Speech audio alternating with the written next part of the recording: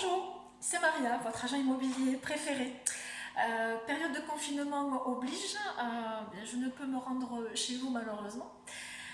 Du coup, j'ai eu l'idée de vous inviter, vous, chez moi. Voilà, donc bienvenue ici chez moi, et tout particulièrement dans ma cuisine. Vous allez vous dire, mais pourquoi la cuisine de Maria? Eh bien, tout simplement parce que je vais vous dévoiler une de mes recettes fétiches, irratables, que je fais depuis 18 ans. Et cette recette, qu'est-ce que c'est? Eh bien, c'est la recette de l'avis de valeur, plus connue sous le nom de estimation. Voilà, estimation de votre maison. Pour ce faire, eh bien, on va réunir les ingrédients nécessaires pour faire cette excellente recette. Et je me suis également équipée de mon robot magique que vous voyez ici. Voilà, c'est un robot très très magique puisque je vais mettre tous les ingrédients à l'intérieur, je vais mixer, et c'est un robot calculateur qui va calculer donc l'estimation de votre bien. Voilà. Donc, eh bien, on va tout de suite commencer. Et pour ce faire, hop, je vais prendre le bon robot. Et on va y mettre donc les ingrédients que voici. Alors, pour faire une bonne estimation, il nous faut tout d'abord l'adresse du bien. Voilà, donc important, hop, on met l'adresse à l'intérieur du robot. Il nous faut également l'année de construction, ou bien l'époque, puisqu'il peut y avoir des biens anciens et dont on ne connaît pas forcément l'année, voilà, donc l'époque sera bien aussi. Il nous faut un nombre de niveaux, hop, que je mets aussi dans le bol, le nombre de pièces, que je mets aussi, voilà, hop, juste un tout petit peu, voilà, ça fait, c'est pas mal pour remuer un petit peu les ingrédients. La surface habitable, voilà, indiquez-moi la surface habitable, voilà. La surface du salon, il est vrai que plus le salon est grand, et mieux ce sera plus goûteux, je vous l'assure, voilà. Hop, on prend la petite cuillère pour touiller un petit peu, parfait. Ensuite, on va avoir besoin du nombre de chambres, voilà, on va mettre le nombre de chambres à l'intérieur. Le nombre de sanitaires, combien y a-t-il de salles de bain, de toilettes, de WC, de salles d'eau, de salles de bain, voilà, je me mélange.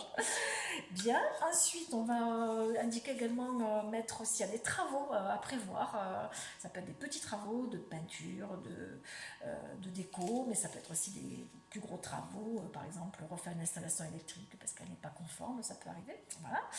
On va également y rajouter une cave, une dépendance, un garage, et également la surface, c'est important aussi de le rajouter. Voilà, on va également rajouter, s'il y a une mitoyenneté, elle peut être un seul côté, deux côtés, voire trois. Ça peut être également sur l'arrière. Des maisons qui sont mitoyennes sur le dos également. Voilà. On va rajouter la surface du terrain. Alors, importante aussi la surface du terrain. On va prendre la surface globale. On ne va pas séparer le jardin de la maison. On va mettre la surface totale du jardin. Voilà. On va également mettre la surface de la terrasse, s'il y en a une. Voilà. Une piscine. Hein, s'il y a une piscine, ça en sera encore plus que meilleur et beaucoup plus goûteux. Voilà, on rajoute la vue, voilà, s'il y a une vue dégagée sur un village, une colline, voire les Pyrénées, ça serait l'extase. Voilà. L'exposition, comment est orientée la maison, bien, on rajoute.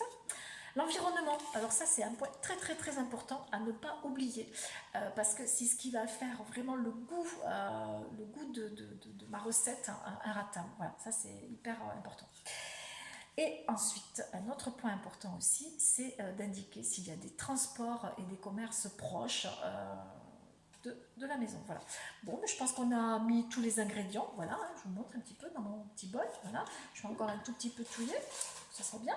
Et hop, on va fermer le bol, mettre le mixeur. Voilà. Et hop, c'est parti. Ouais, je pense que là, on est bon. On regarde. Vérifie. Oh ouais, c'est pas mal du tout. Regardez ça, comme c'est beau. Belle mixture. Et cette mixture, eh bien, qu'est-ce qu'on va en faire? On va la mettre dans un plat à gratin, un plat qui va aller au four. Oui, parce que j'ai oublié de vous dire, le plat va aller au four quelques instants. Donc, voici mon four à gratin. Hop, je mets à l'intérieur. Regardez ça. Voilà. Tout mis. Oui, ah, il en manque un tout petit peu encore. Ici, voilà, parfait. Oups. Et au four, 15 minutes à 200 degrés. A tout de suite.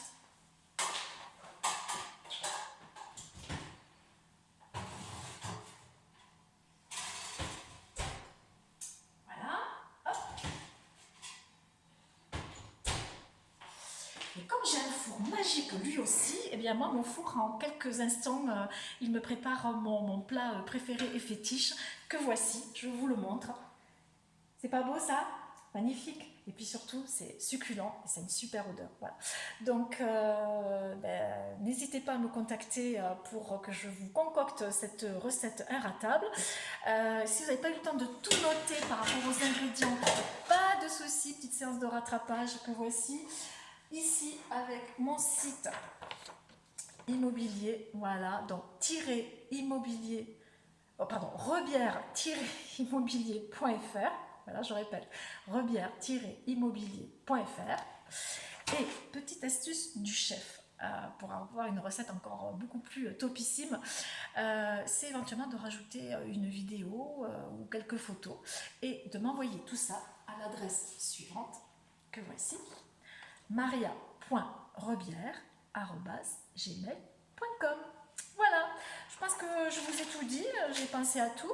Je vous donne rendez-vous la semaine prochaine pour une petite variante de cette recette. Du coup, on sera sur une recette d'estimation d'appartement. Ça diffère un tout petit peu en raison de la copropriété. En attendant, je vous souhaite une excellente journée, une très bonne semaine et surtout, je vous souhaite de prendre soin de vous et soin de vos proches. Et en prenant soin d'eux, vous prenez soin de nous également. Je vous embrasse et je vous dis à bientôt. Au revoir. Oups.